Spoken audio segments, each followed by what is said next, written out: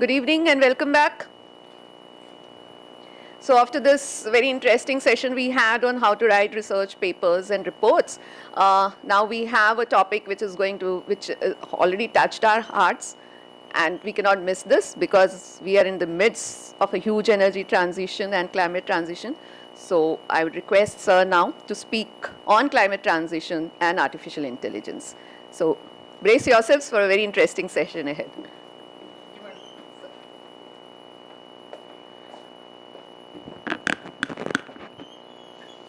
Hi, good evening everyone. Good evening madam for inviting me over and for you people for the patient listening. First of all, many thanks to you people for giving me a chance to talk on this topic for a couple of different reasons. I am not an AI expert. I have only started reading about AI as the rest of the world. So 95% or 99% of the world have also started talking about AI after ChatGPT. I am one of those in the same era, and so you've given me a chance to read about it. And my exposure so far, I had a paper which we presented at a conference. I have two PhD students who are senior executives, one at TCS and one at Cisco, who are doing PhD with me, and they are looking at AI and strategy. I had recently attended a conference at IIM Ahmedabad, which was all on AI and strategy. And this has kindled my interest to read about strategy and build a strategic perspective. And thanks to you people, I have tried to explore the energy sector and AI. I started off with a simple Google search, AI and energy, and I was surprised to find there is hell of a lot of things out there. It is too rich a field which I can not talk about, so I will try to refrain from that. You are the energy experts. I am not an AI expert. So for me to talk about AI energy can be quite paradoxical. But I'll nevertheless take an attempt and try to negotiate some of those problems and issues through which I have come across when I try to read about energy and AI. So the problems that I faced and how do I want to negotiate or think about them, and with my slightly more deeper AI strategy perspective, how do I want those problems to be looked at? This is what I propose to cover here. I think we covered all of this, and madam did a great work last time in telling me about my background. The only thing, I come from the practice, I come from seats where you people are today sitting. So I understand your operational jobs completely. And over there, trying to think about AI may be quite outlandish. It may be, ठीक है भैया शाम को ChatGPT से एक कहानी लिखवा के पढ़ लेंगे. That is all that we can think about. You have already got your hands completely full. But that is where I want to make an impact and try to show you where the opportunity lies here.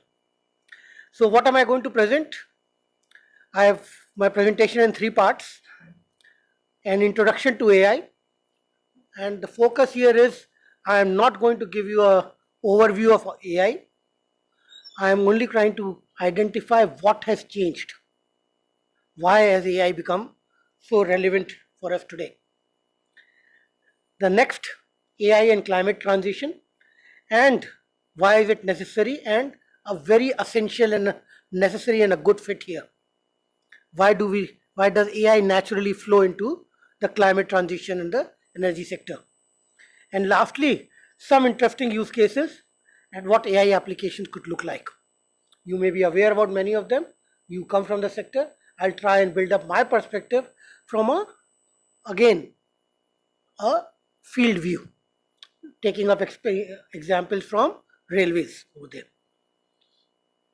So what is artificial intelligence? Some of you at least would have read about Isaac Asimov. Isaac Asimov was who conceived about robots way back in 1920s and 30s, and he had 2 or 3 novels on iRobot, and he wrote the first 3 rules of robotics.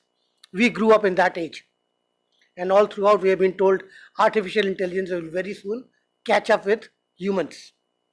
Intelligence which is artificial. Fundamentally, it is about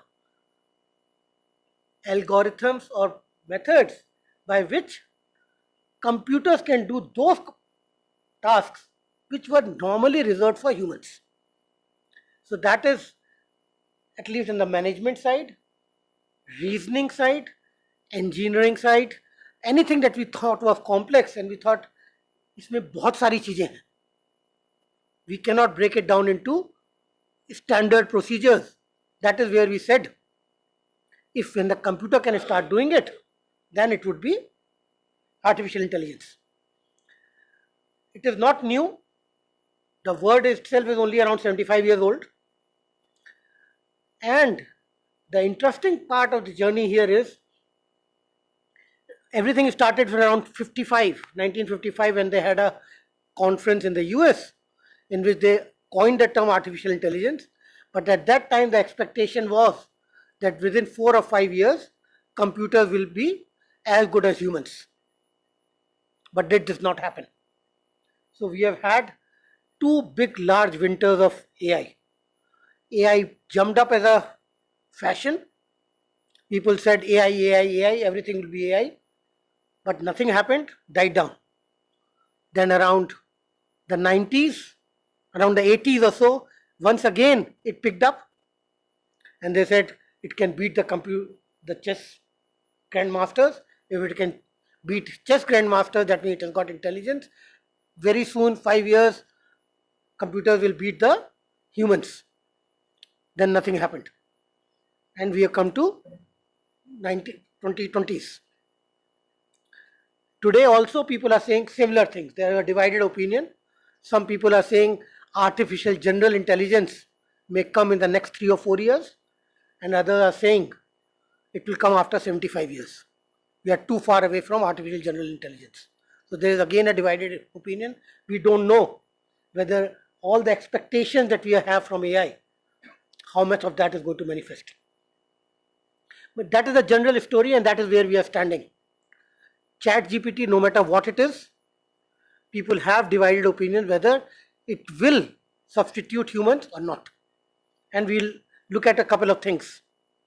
So what is it about this time of AI? The first time, 1955, it was computers being able to do simple mathematical tasks. And people said, if it has done 2 plus 2 is equal to 4, very soon it will differentiate and integrate and it will substitute humans. Nothing happened. 80s, it can do logical reasoning.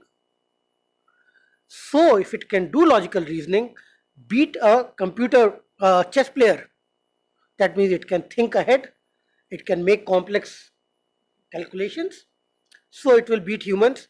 4 or 5 years, it will be better than humans. What happened?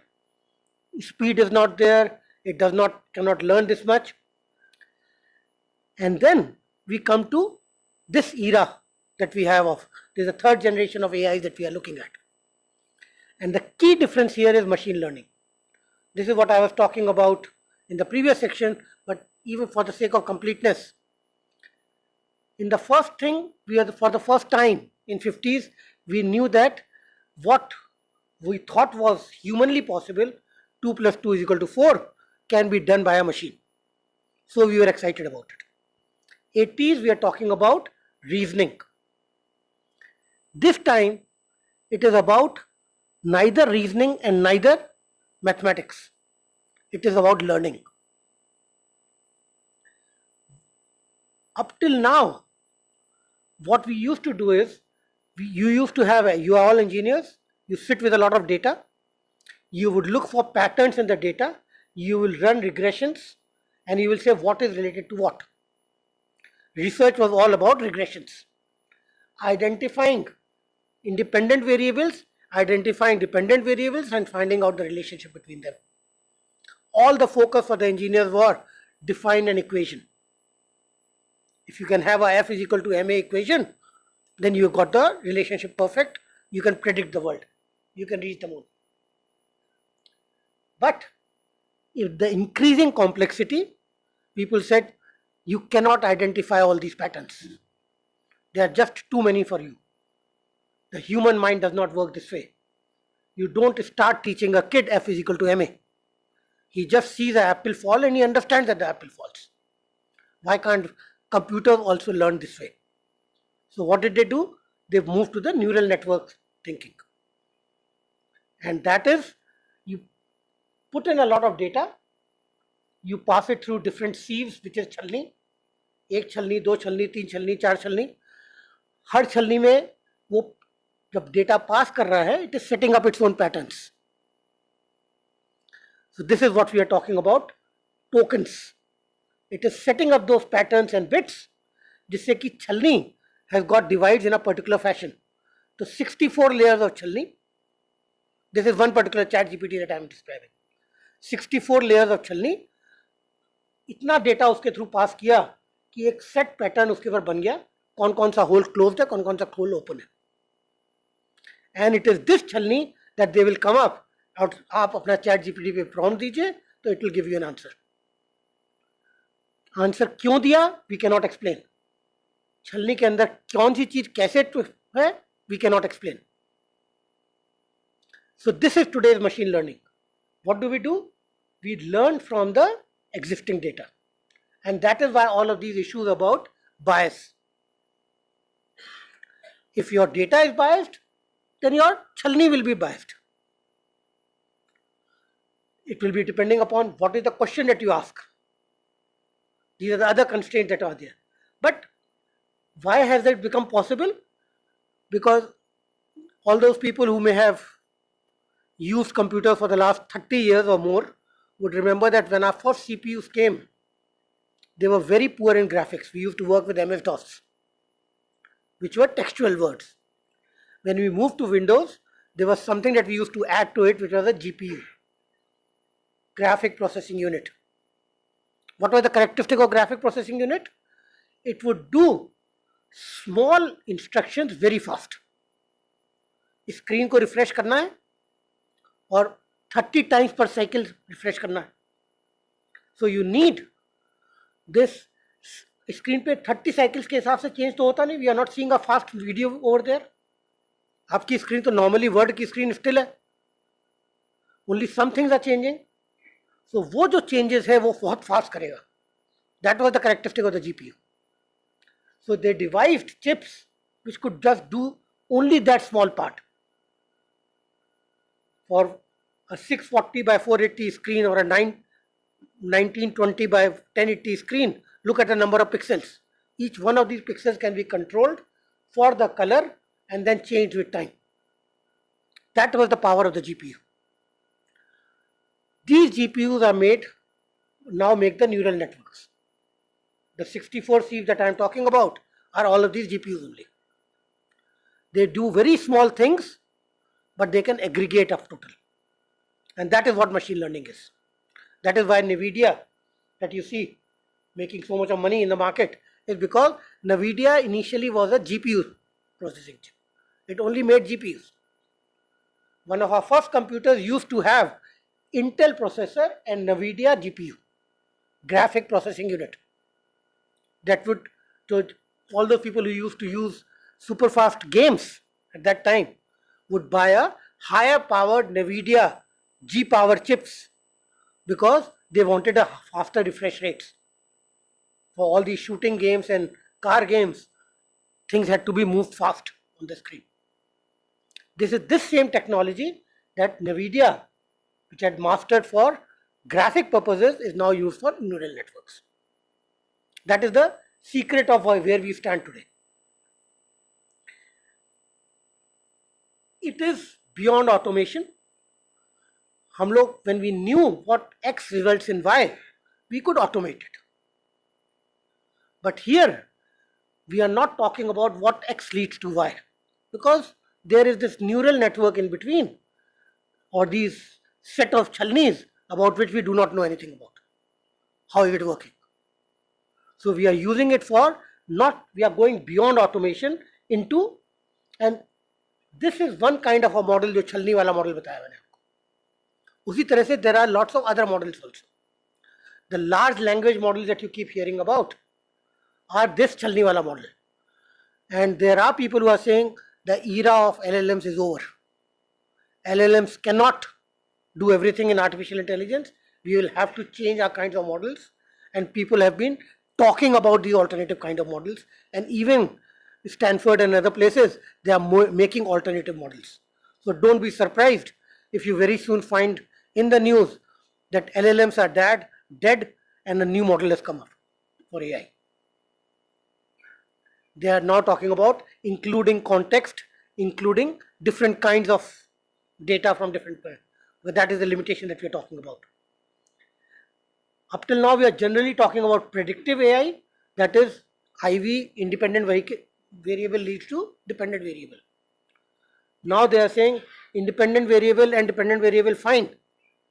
But can this relationship, which is rooted in language, be used to generate language?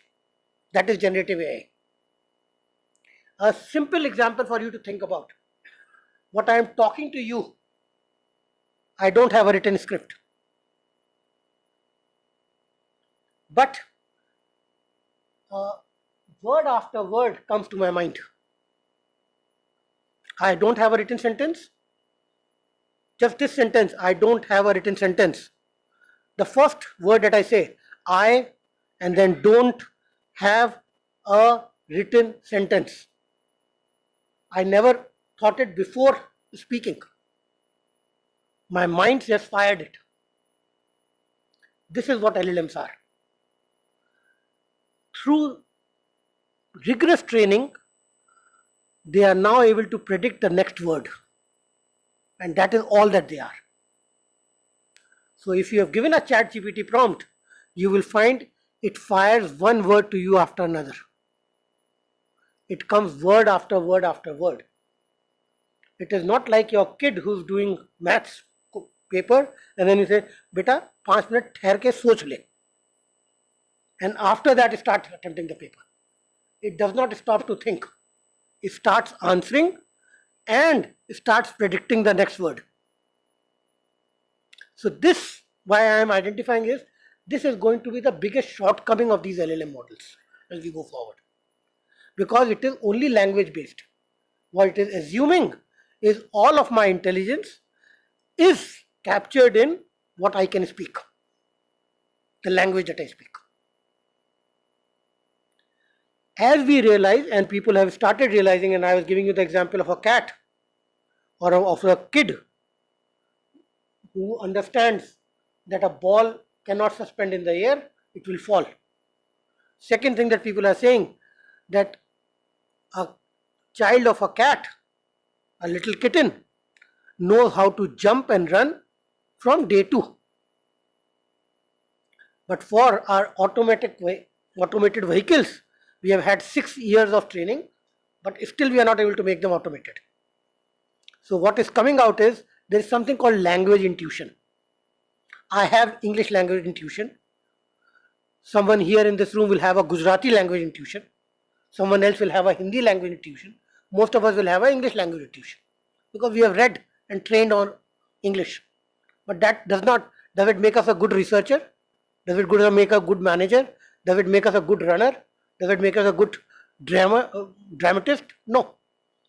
So there are different kinds of intuitions which are talking about. Today, our models are only on language intuition, the LLM models that we are talking about. But yes, remember that there were predictive models also, which were understanding the relationships and working on them. Neural networks is the internal thing that we are talking about. Large language models are the AI models, ChatGPT. Retrieval augmented generation is an important aspect and something that you guys need to look at.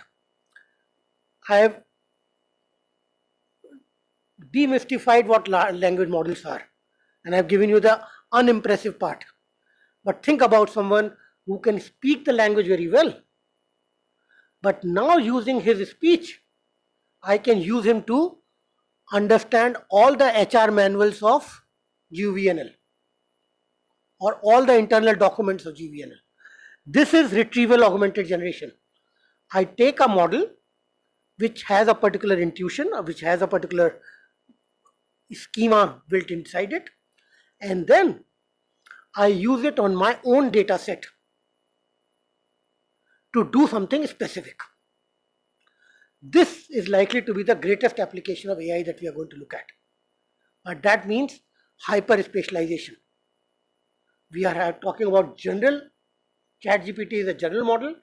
It can write a prose, it can write a poem, it can write a research paper, it can do evaluation, it can do everything. But the real merit of this would lie in specialized things, and that would be the RAG models that you will see coming in. The second thing that you will see coming in would be agentic AI. Up till now, you are giving the prompt and he is answering. What about if I tell it, please book my ticket? So what will it do? It will find out the best route, and then it will go to IRCTC website, it will book a ticket, it will take my credit card, make the payment, and all of these things. It is working as my agent. So this is the second thing by which it would become. Why I am identifying these things is, large language models would remain at the heart of it. They will be the CPU. But what will work is the system that you will create around it, either based on RAG or based on agentic AI. That is where your contributions would be required.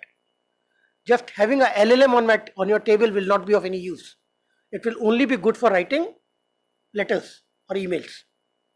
But once you build a RAG system or an agentic AI system, you will have a super intelligence powered agent of yours, slave of yours, whom you can now pass a command and for it to do something. I talked about bias in AI and ethics, garbage in, garbage out. You have a bias, although I have a slightly different view on that. Why can't we employ this bias for the good? If all your output is going to be biased, then why can't we make the world biased towards positive? Let's nudge and make the world a little more positive. 1.01 to the power of 365 is 99. We can do that. Explainable AI, these neural networks, you need to start explaining for engineering purposes, and we talked about that. And it is being, from automation, we have come down to augmentation. No one is talking about replacing humans by AI. Today, that kind of an argument we are still doing away with. We are saying it will help us take better decisions because we can't trust it fully. So this is the fundamental paradigm shift which has happened. Before 1990s, we are completely rule-based, expert, system-based, algorithmic-based. Now what we are saying, I have a whole set of data, identify the rules within it, and use these rules to make prediction. Look at your example, the example that you put forward. You have a whole set of data, you are looking for rules there. You found some rules, but you had a difficult time convincing it. If you, all that you need to do is, you say, I put a LLM model, trained it on that, it churned all that data, recorded all the internal rules. I do not know what they are. But after that, whatever inputs I gave for testing purposes, it gave me the right outputs. And you have a trained LLM model with you, trained on your particular data. And that is what we are talking about. Machines can learn from data. Basic why it has happened today. Now machines can churn terabytes and terabytes of data. The world does not compute. Both computation and data storage costs are coming down. So because of this, computing costs coming down and data costs coming down is what we have this revolution today. Although this technology, LLM models are not new. LLM models were first made in 1960s. The original papers of LLM are 1960s and 70s, but we did not have so much of computing power. Today, all that has been happening is a confluence of all of these things. Good computing power, high storage, neural networks working, and LLMs models existing, logic existing. These four combinations are what are, and NVIDIA coming into it with the GPU chips. Now let me shift. If this is AI, let's look at your sector and how I as a layman understand it. For me, this was a GTD value chain. Generate, transmit, distribute. This is how I looked at it. But look at what has happened today. These generating plants have got dispersed. Not one kind of generation, 10 different kinds of generations, 10 different places of generations. It has expanded. These transmission grids have changed. The consumers have become pro-consumers. There's something else. So in strategy, we call it the value chain. This is Michael Porter, who's a Harvard professor, who defined the value chain.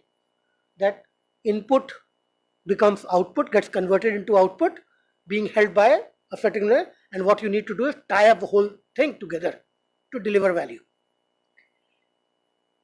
But if we start looking at so many different factors, all of them linked with each other, all of them complementing each other, somehow we need to look at a different way of conceptualization. And this way of conceptualization is what I'm calling this the energy ecosystem. This word ecosystem is now a loaded word. It is going to replace firm. It is going to replace industry. You will no longer call yourself energy industry. You will call yourself an energy ecosystem where there is a large number of interdependent people who have to complement each other, otherwise it will not work. Everyone's interdependence is very high on each other, and they together create value. Any one of them alone will not create value. So we have talked about a large number of players here. The other thing that I see is GTD was only talking about uniform flow. Generate, transmit, distribute, consume. Now the consumer has become a generator. Ulta ho gaya. So you got bidirectional flow. Renewable generation at one end, renewable generation, most of it is DC. Transmission is also DC. आप AC DC convert ही करते रह जाओगे.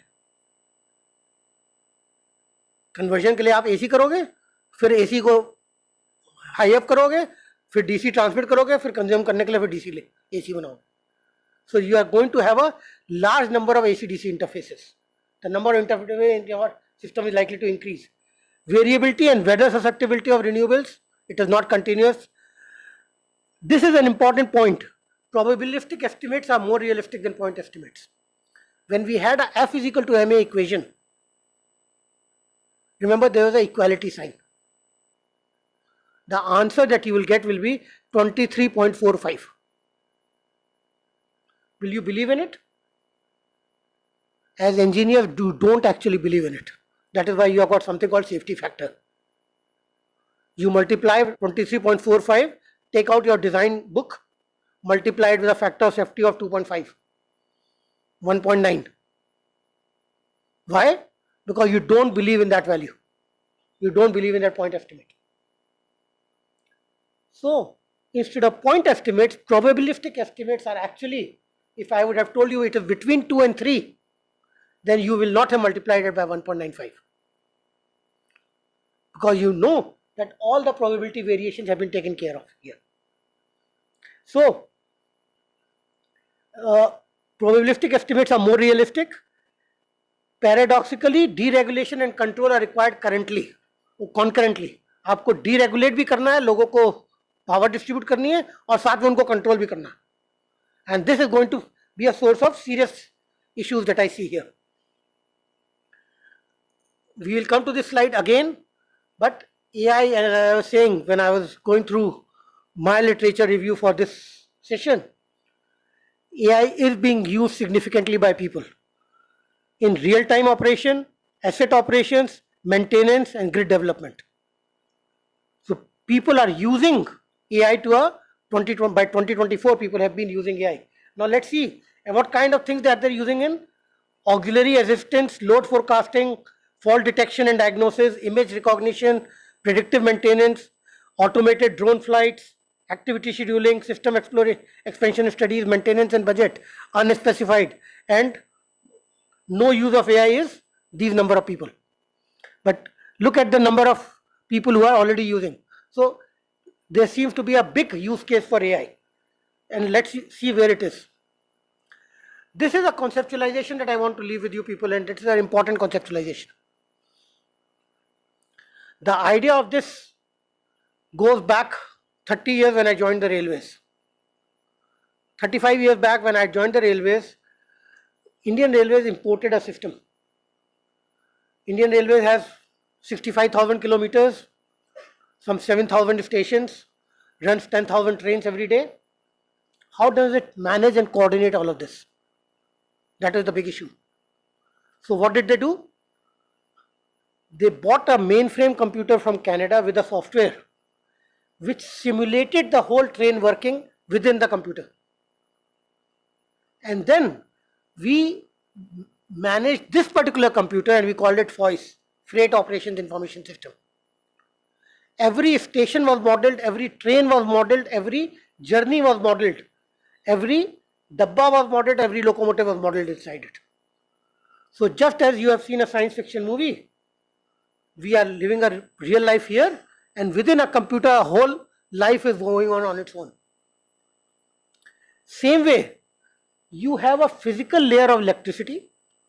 On top of it, you have an economic layer of financial controls. At the operation level, you are controlling all of these things, but all of these have got financial implications. किससे बिजली लेनी है, कितनी लेनी है, कितने बजे लेनी है, everything has got a financial implication. So these are interrelated in multiple ways. These are two extreme layers which are visible to us. What has happened? In between, a data layer has come in. Now combine this idea with large number of players, all interconnected together. When it was a simple value chain, it was easy for me to understand. A to B, B to C, C to D, I can control. Now there are A1 to AZ here, A1 to AZ here, A1 to AZ here. Multiple number of connections are happening. How do I control that?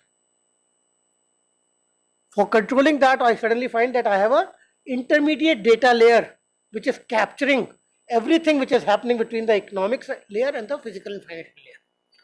And that is where the second part of the thing would come in. You have a whole lot of data, and this is my understanding. You have asset inventories, you have SCADA systems, weather data, smart meters. All of these are pushing you data in, which is getting into this data layer. And that is where all your smart grids are talking about, mapping these data layers and managing on these data layers. So again, schematics about how communication networks, and they are all interconnected. We are no longer talking about a simple value chain. We are talking about interconnected at the data level layer. And if you just keep this figure in mind, this will help a lot, because understanding where the economics is happening and the physical part is happening, and between that there is the data layer. If you can trace that path between the economics and the physical and where it is being captured in the data, if you can manage the data, you can manage both the parts. And probably this is what we are trying to aim for. This is what you do in your files today, and tomorrow, because this data is digitized, probably we can use these sophisticated big data, blockchain, AI tools on this particular and control both parts of the visualization. These are some examples that I picked up. When you use AI for renewable integrations, you want to manage the variability in renewables, and that is the example that you are talking about. How to cost optimize over there, looking at solar, wind and battery storage and optimizing on that side. When you are talking about power system resilience, you are talking about demand. This is again your domain, not mine. This is my understanding, and I'm putting forward this understanding because I want to use it with the use cases. You want better prediction by data fusion, you want improved operations and maintenance, and that is one particular place where AI can help. This is a breakup of all of those places where people have been using AI. Reuse hazards, and I think the people from Andhra Pradesh who are visiting today, they were talking about how they were using drones for laying power cables. I think that's what they were talking about. But probably think about it, if no one has to climb a high mast for inspection purposes, you don't have to take a shutdown time, you don't have to, you can even paint using drones. So most of your maintenance activities can be, high risk maintenance activities can be shifted to by drones. And this is an interesting idea about predictive maintenance, and I will elaborate on that a little later. Just as I was talking about the railway system of voice, you have train operations moving in the physical world, you have train operations moving in a virtual world. This is what people are doing now. You have a machine in the physical world, they will make a digital twin of that which is working in the virtual world, and they will monitor the health of the virtual machine because they have got predictive models, and whenever they feel that something has happened over there in the digital model, they will come and check at the physical model. They are also creating digital twins of humans, which is the most dangerous part. When we will have a replica which will copy and paste all of my features, the digital twin of mine. But so far, thankfully, it is only at the machine's level. This was again that I picked up. You have a whole lot of applications, smart sensors, smart meters, net metering, neural networks. And why I'm specifically showing you this is in my reference slide, and if you want, you can have the presentation from here. People have been doing these things. This particular slide I picked up from a Saudi university's 4-year-old presentation. At 4 years back, they are looking at AI applications in energy sector in Saudi Arabia, which is petrol surplus. They don't have an energy problem. We have an energy problem. But they are investing in optimizing energy usage and using AI for better AI usage. So the first case, how can we use it for operations and maintenance? Your innovativeness is at work. Where all you can bring in the AI usage. I'll take you through one particular example, actually 2 examples. If anyone here is from the railway background, we used to have railway drivers who would listen to the noise of an engine and give us the number of the engine. Steam engine era, this was standard. The guys used to know their machines so well that when the engine would pass, he would say 5901 ja raha hai, because they would know it. We moved to diesel engines. Some of the older drivers could still recognize it. But then we moved it to lack of ownership between driver and engine, and we completely lost this track. Till General Motors discovered it and said, I will build a acoustic signature of your locomotives, and I will hear the sound of your locomotives, and I will tell you 1000 hours before your crankshaft is going to break. Because the bearings will start taking out a squeaking sound. So I will tell you for preventive maintenance when you should intervene, which connecting rod is failing, which piston is not operating properly. So I will do a complete acoustic based. You don't need to measure heat and pressure and temperature of the engine block. I will tell you from signatures. We went through a process, but I thought it was too expensive, so Indian Railways never bought it. But think about another application. The biggest disaster that you can have on a railway track is an axle breaking. Now think about it. Every wagon has got 8 wheels. Each of these 8 wheels have got a bearing. Indian Railways has 2 lakh wagons operating at any time. 2 lakh into 8 means 16 lakh bearings. Any bearing breaks, and it breaks at a high speed, you have a disaster. Over time, we have sealed our bearings. पहले we used to have plain bearings, then we used to have roller bearings, then we said इसमें से grease निकल जाती है, so you please have sealed bearings. In most of your equipment also you will find completely sealed 100% bearings. So you cannot do anything about it. If you would have seen on a train, when a train comes into a platform and there is a guy with a stick who goes and knocks on every axle. He is trying or touches the axle with his hand.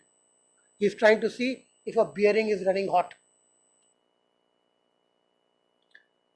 I am going back 20 years. Again, someone came up and said every bearing has a signature, has an audio signature. When it is running at 40 kmph, I can record that signature and tell you when it will fail.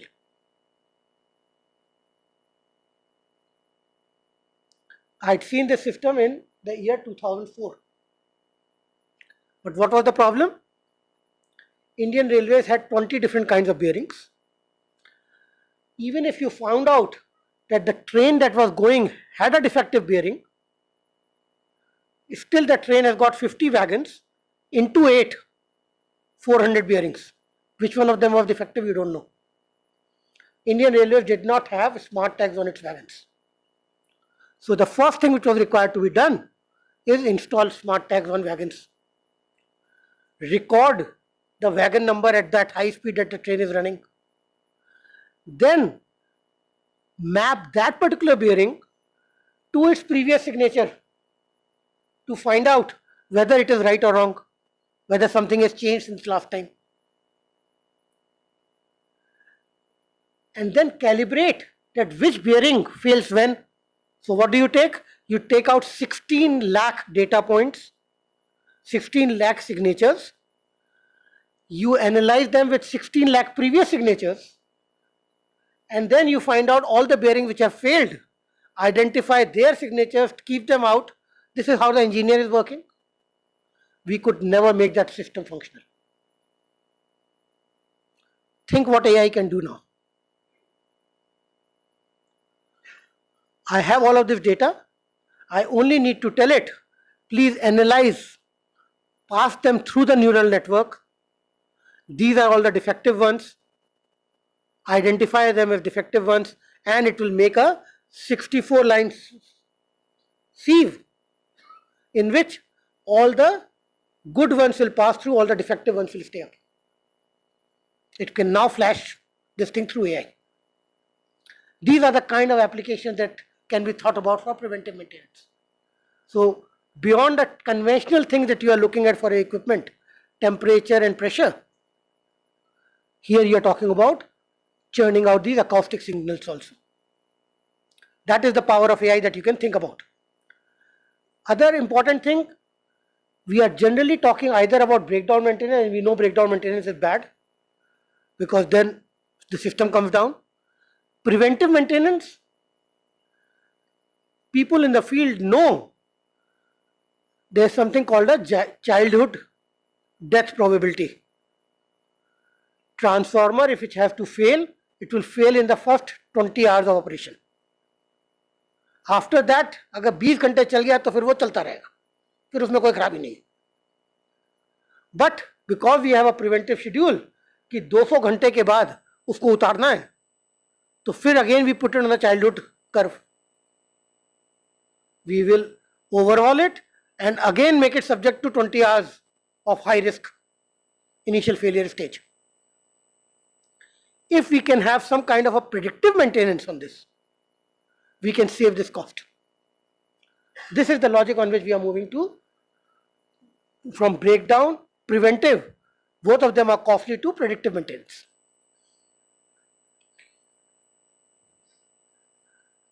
The second, we have got a high level of grid integration problem that you have. You have variability on the demand side, you have variability on the generation side. Weather-based variabilities and all of the infrastructure-based variabilities which are there. Again, instead of going into your example, look at Indian Railways. We also have variability. Kitne log aaye? Look at the Kumbh Mela. Sudden spurt on the Nahan days, and one small lapse at Delhi station and we had a stampede. That is where AI comes in useful.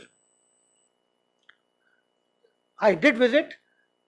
There was very minimal use of AI there, only for face recognition purposes. Indian Railways did not really actually use AI, but think about it, had they been able to use AI to detect these passenger flows or integrate their systems with the, remember we had a stampede at Delhi station. Delhi station means none of them are belonging to Delhi. They are people who have come from different places. And now they are all going towards Prayagraj. That is when the stampede happened. Why could we not predict it? We should have been able to predict these flows. We have got so much of data for the last, PRS is working for the last 35-40 years. We know which reservations get confirmed, which don't. But it is only for the last 2 years that we are saying on the one particular site which is saying IRCTC is saying 63% probability of confirmation. On churning of that data, we should be able to have much higher predictions than this. Because I have not found those predictions being valid. But all of this data can now be, it is phenomenal amount of data. If we are running 10,000 trains per day, 1,000 people per train, we are talking about 10 million movements. Even if 10% of them are reserved, then we are talking about 1 million movements. 1 million movements into 365 into 20 years of data. Can we find out the patterns as to which trains need to be worked or which train doesn't need to work? Match the demand and the supply.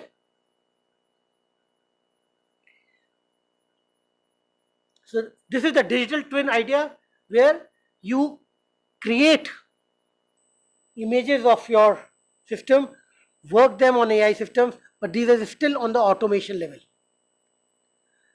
I was going through a video, and Aramco, which is a Saudi Arabian oil company, they say all of their 50,000 rotating machines have got digital twins now. They do preventive maintenance on that. And that was a video which was around 2 years back.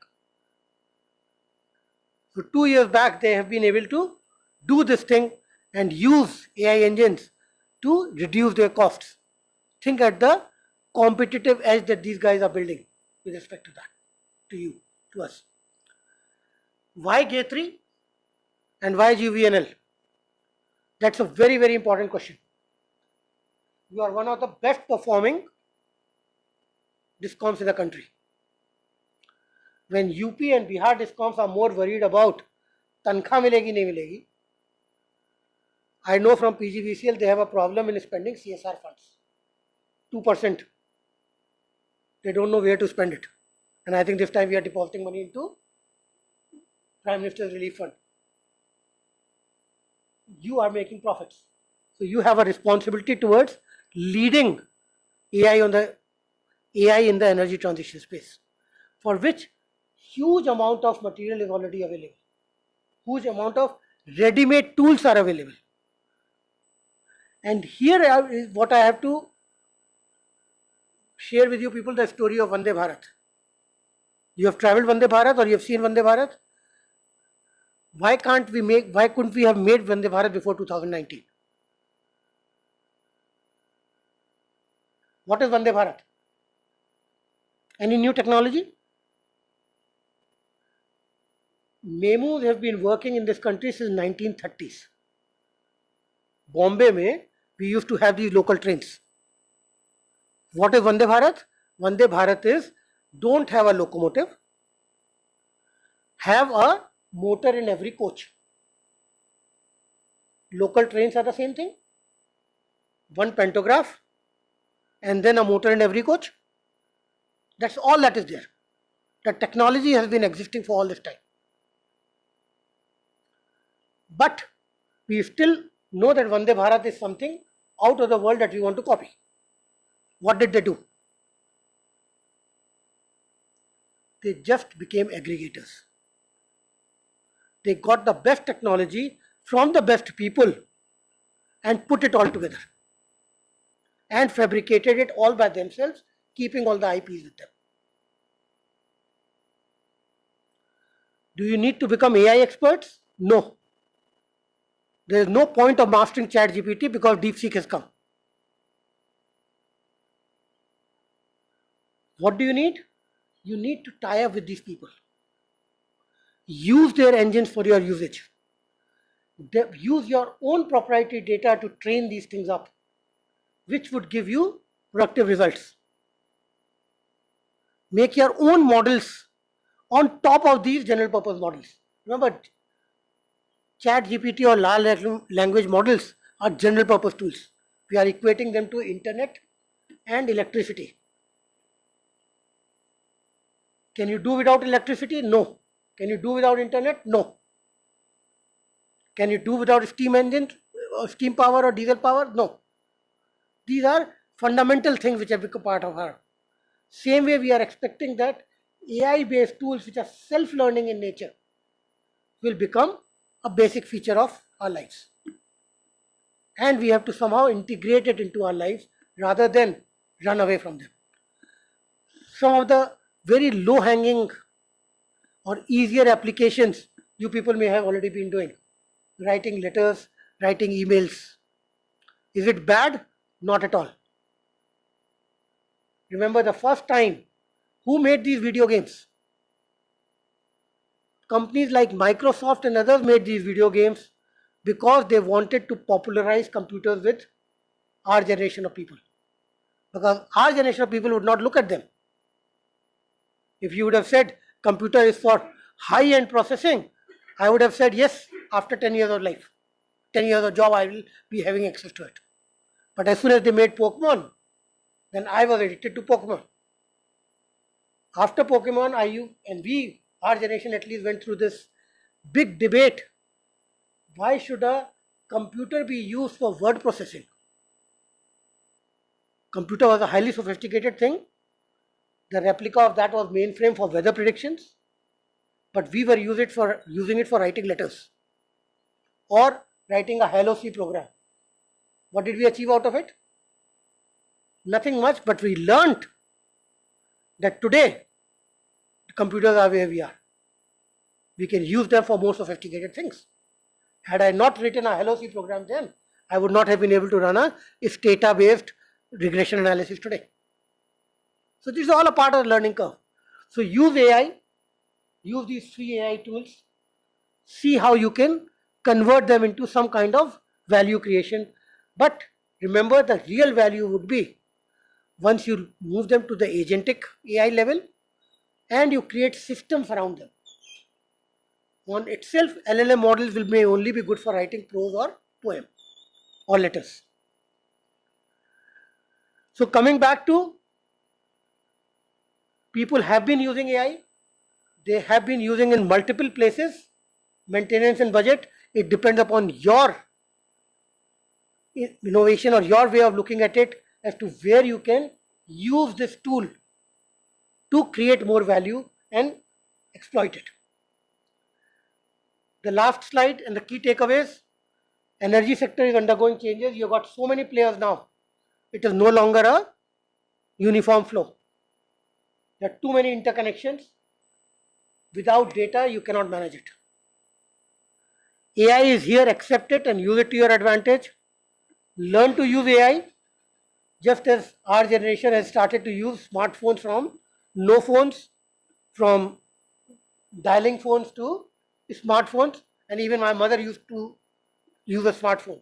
Look at the generation that they have moved. Focus on problems and their solutions. AI is a tool. This goes back to our idea in the previous session. Start with the problem. and look for a solution. Don't think about applying AI for the sake of applying AI. But for you to be able to exploit the use of AI, you will have to have understood AI. So then when you are looking toward negotiating a solution to a problem, you will find, okay, can I use AI here? And then exploit it. Focus on a systematic view, and that's what I'm trying to say. The LLM models themselves will not be enough.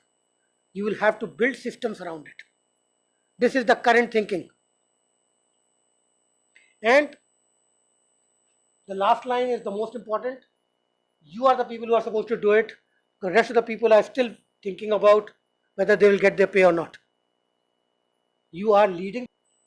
You have to show the way of creating AI. And remember, this can be a big business model for GUVNL. If you can generate your own trained AI model, other discounts will be wanting to buy it from you or want it as ERP implementations. This is how ERP implementation went about. So L&T first of all got Siemens to implement their ERP, and then they tied up with Siemens and went around implementing ERP in 100 other organizations and made it a business model. So it is not only about spending money, it's also about creating value as we go forward. Thank you guys, that's what I had here for you guys. Again, these are AI generated images. Go ahead and use them, and I'll be leaving the slides here. Your views, questions and views, and any interesting AI application that you may have already done. Happy to learn from you. Give me something to take away. What prompt you have given to generate this photo? I would not be able to help you with that. I had outsourced it to someone, to my brother for that matter. So he created actually not this, but at least 10 other images.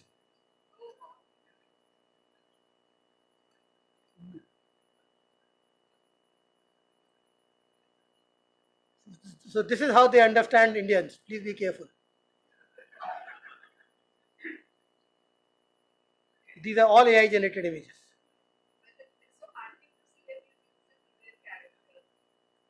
No, so his prompt, I think, was the drone Didi.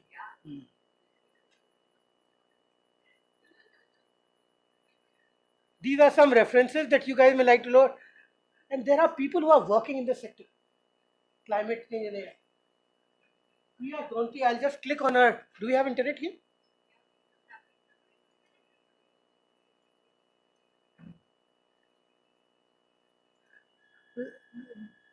There are people who have been doing interesting work.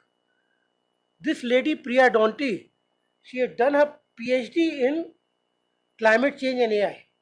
And she is looking at AI implementation on the supply and distribution side. My group's research focused machine learning for forecasting, optimization, and control of highly renewable power grids. She's now a professor at MIT Sloan. So we have people who are dedicated to this particular sector. I may have picked up a part of it, and I propose that is where CNET has to take it forward.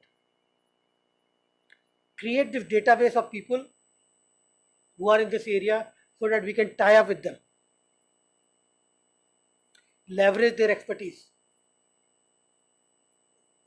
She's running a climate change global non-profit initiative. We may call her for our next webinar. And they have their newsletters, and it was good going through some of their videos which they have there about what all things they have done on the prediction of generation capacities, prediction of consumption patterns. Remember, that is your biggest problem, matching the two things together. And it will help you solve your problems also. Nice, thank you guys. Any questions and other than generating images? You are better than me on that.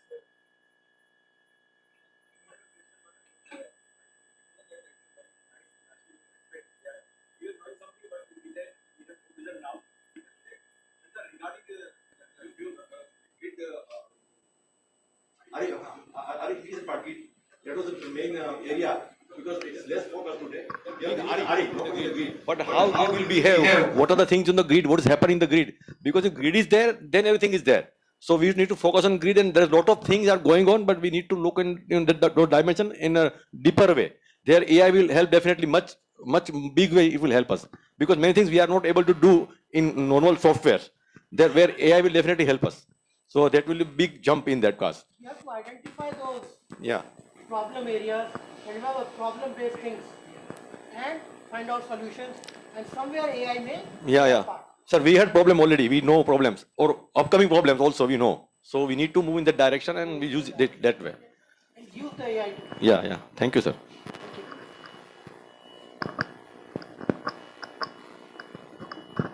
Any other questions? Any other experiences you people would like to share? Thank you for your input. Yeah. Sir, in LT side, LT network, we have problem of down conductor. I think CNET and GPR is also involved in that part. So normally we are using sequence component, current unbalanced by balanced current ratio to identify the ground conductor in elongated feeders. Because the thing is very high, so current is not flowing to the relay, so it was not getting tripped, though current is down. So there GPRD and IT Gandhinagar, we are trying something, they are involved to use some data, based on data analysis, they're trying to put in the relay or other tool, how it behaves, how actually it behaves during that, and sir, that is helping us to bring solar also. Because when solar comes, there is a lot of unbalance in the grid, elongated feeder. So again, relay goes to trip, because principle is unbalanced current by balanced current ratio. So rate of change of current and all these things based on data, it may help. So we're looking in that direction also. So CNET and IIT Gandhinagar is doing that thing. So that will definitely help us to bring those things in the real sense, real use. Great. Thank you for updating me. I call myself an electrical engineer because I do have a degree. Oh. But whatever you told me was completely Greek to me. I didn't understand a word. I know. But the issue is there, sir. Issue is programming is there. So yeah. We had a very interesting issue. And this I'm talking about 25 kV on railway. Yeah. Where at 25 kV did not trip once you put a wire on it. And that was a source which Indian Railway is a completely departmental organization. I am mechanical, there were people who are electrical, we keep fighting. But we did show it to them that 25 kV would also not trip if you put a Katia on it, because that is what had happened. And photograph had broken because of Katia, and they said, "Nahi, ऐसा नहीं हो सकता, पहले trip कर जाती है." Right, sir. And we showed it to them, they did not. So that my exposure very nice. It's okay. But I understand it's a technical issue. Then there are technical data analysis, but we do recognize, and this is something that I talk about in my first management class. Engineers have an equality sign in their mind.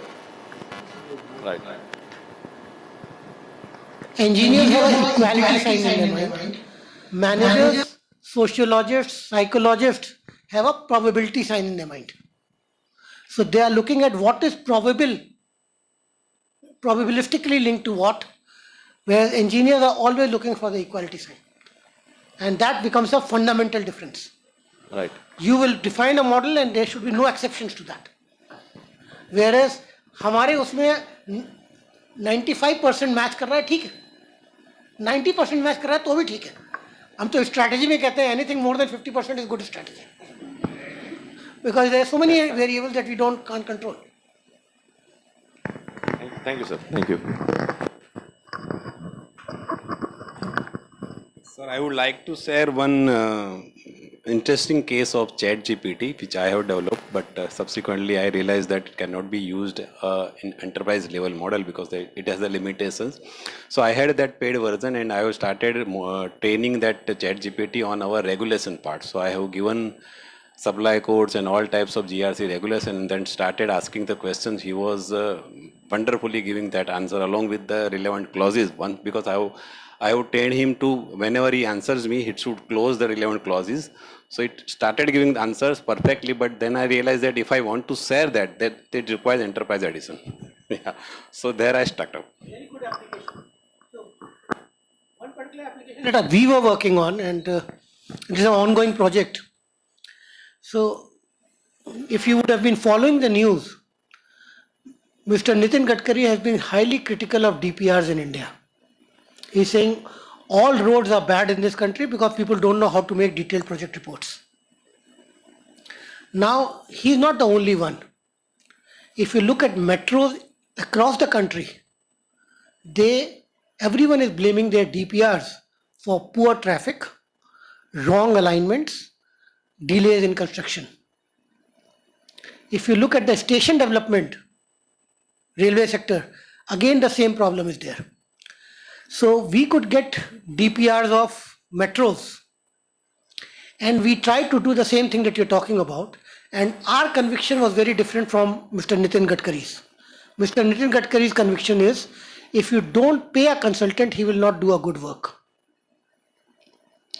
Our assumption, and that is why, because we were talking about the research, our hypothesis or our proposition is different from his. And our proposition is, if you can't measure the output, the guy will never do a good work. If he knows that whatever bullshit he will make and give to you, you have no way of testing it, then he will make bullshit. So our way of looking at it was different from what he was looking at. He was saying, pay them good money. I said, you have been DF minister for 10 years, you have paid good money, but they are still not improving. He said, ask them to use good engineers. In 10 years, you have come out with 5 different revisions of road DPR documents. Interestingly, 2017, 2019, 2021, for 3 years, they changed what all should be there in the DPR, and every one of these documents was 550 pages. They gave a complete skeleton of how road DPR should be written. And in 2025 January, he complained DPRs are not good. So that means there is something of a problem at the diagnosis level. You have defined the DPR format, you have strengthened your purchasing process, but still DPR quality is not improving. So that is where, from a procedurally thinking, we are arguing that because you can't measure quality, that is why he's giving you a bad work.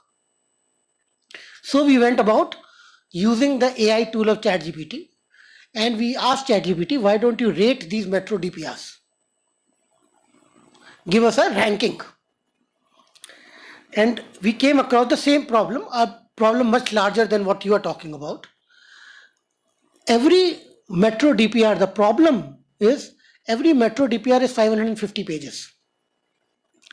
Now, if you give it to a assistant engineer and you say, please give us the quality of this DPR, he will say, either I don't have the experience, or to read 550 pages, I will take 3 months. And now, if I have 70 DPRs to compare, how will it compare? So this is a data problem. Can ChatGPT do it? It should be able to do it. But then we came across a bigger problem. The number of tokens that ChatGPT had, or the free Llama models had in December, was far smaller than to consume this. So what was it doing? It was reading the first 10 pages of every DPR and then giving us the results. So there are these kinds of, again, a paid version is what we used. But, and that is where I give you the example of Vande Bharat. The problem here is not in ChatGPT or anything else. It is about, I am a novice, my experience with ChatGPT is 15 days, 25 prompts. There are experts out there. Had I taken the help of an expert, he would have told me how to do this work. Solve this problem, develop a RAG model trained on my metro data, and given me a foolproof system. Because he understands AI. And probably that is the Vande Bharat model that has to be employed. Indian Railways hardly did any of the work in Vande Bharat. The design was done by a Polish engineer. The control systems were designed by Medha. The fabrication was done at ICF only. The seats were imported from some place, the wheels were imported from another place. Medha made the motors, which it imported from Siemens. So they were assemblers who outsource expertise to the different people.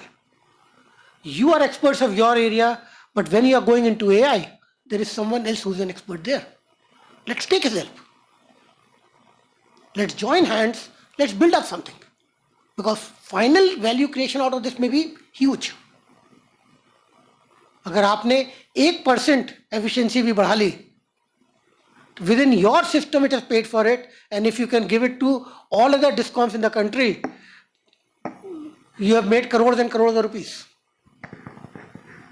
Your volumes are so high.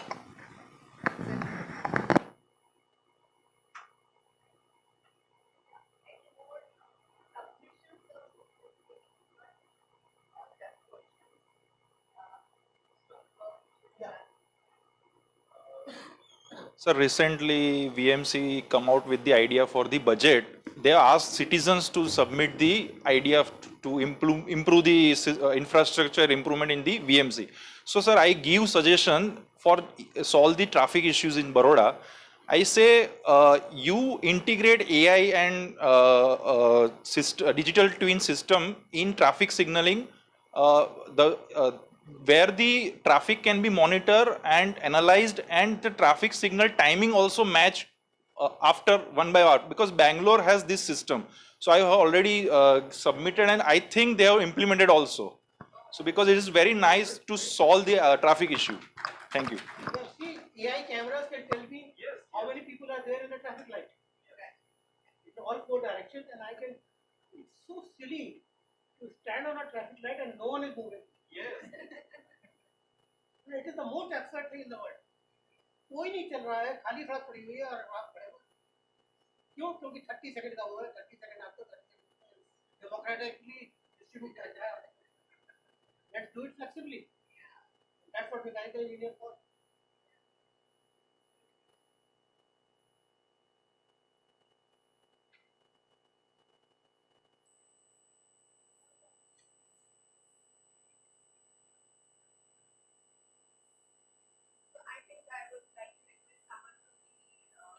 Audience to please come and deliver a word of thanks.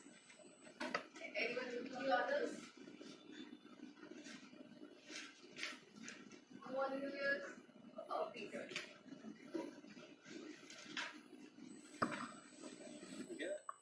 Anyway, make it short, but. Yeah, you can.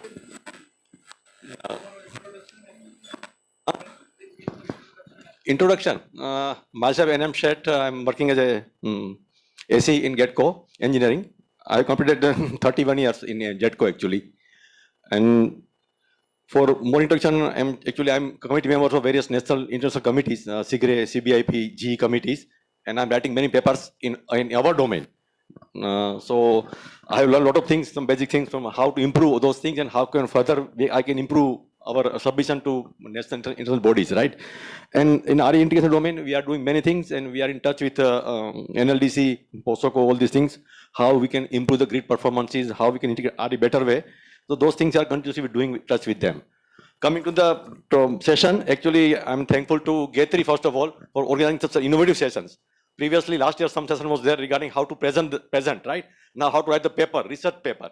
So these are the innovative things. I think it is unique for GETRI, for Juvenile, and actually we are fortunate to be part of GETRI and Juvenile. We are able to, during our job, during our tenure, we are able to learn those things, and we can cultivate. If you are interested, we can cultivate many things within us with the great vision and knowledge of Sir faculties coming every now and then from abroad. And Sir's CV, it was really inspiring us to do many things. We feel that, sir, we are very short of the things. Actually, we could have done many more things like you, but we stuck up to the certain degrees and certain work. But definitely, we need to look into those aspects. So, young people, I'm not young, so young people can have more focus on those things, then they can pursue.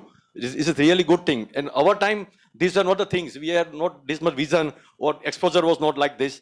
We are only doing work only. But parallelly work, smart work and intelligent work, and work with AI. Those are the new domains we need to look into. Thank you, sir. Thank you very much. Thank you, GETRI. Thank you. Anyone would like to say a few words? Just one more. Okay, Tiwari ji, ab bar bar.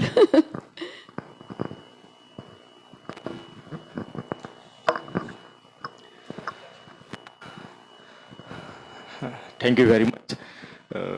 मैं आप सभी का बहुत ही आभारी व्यक्त करता हूं और स्पेशली डायरेक्टर गेत्री और सर का भी मैं हम को बहुत ज़्यादा आभार व्यक्त करता हूं और स्पेशली जो अभी इन्वेंशन के रिगार्डिंग जो भी एनर्जी सेक्टर में मौका दिया है वो जो भी तो एनर्जी सेक्टर में ज़रूरी है और ये इसके लिए हम आभारी करते हैं व्यक्त करते हैं और स्पेशली मैं मैडम फ्यू सेकंड्स मैं अंबाजी में काम कर चुका हूँ। I think 12 years in Ambaji and Bhadarvi Poonam mela is the biggest festival of I think 10 days। तो उसमें जो पावर का जो भी मैनेज करना होता है क्योंकि वहाँ पर हर साल 14 के दिन तो होती है तो उसमें पावर रिडंडेंसी बहुत रखता है। तो हमने एज ए ह्यूमन बीइंग हम 100% तो नहीं कर सकते लेकिन उसमें अगर एआई का कुछ होता है तो it's a big achievement to us and discom. Thank you very much.